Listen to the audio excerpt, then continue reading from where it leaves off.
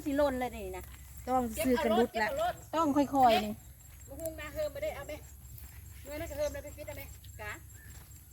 เนี่ยได้พุงเลยนี่เฮิมเลย มันเอาได้ ไปสิเอาไปได้ยืดเหินอยู่ ยืดถึงอยู่ใกล้ๆนึง มีแนวเกาะ โอ้ยหอม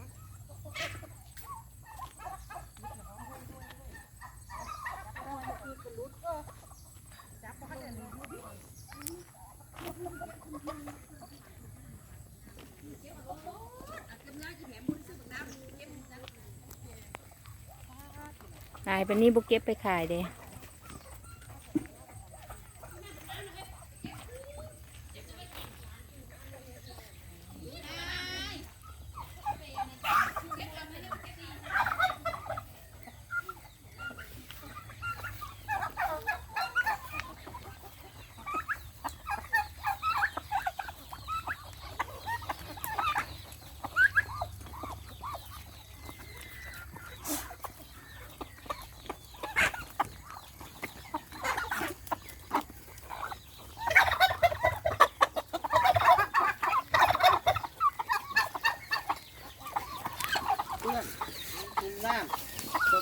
โมบายยัง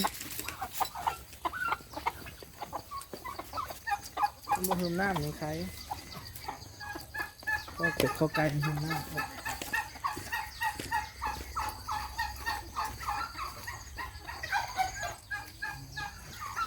ำ ตัวบักไง แต่ละทีก็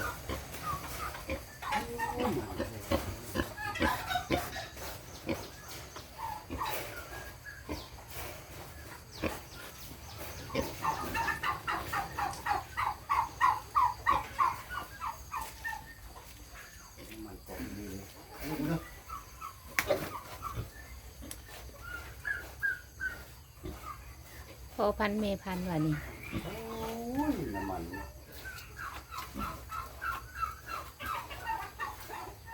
ได้ไงวะ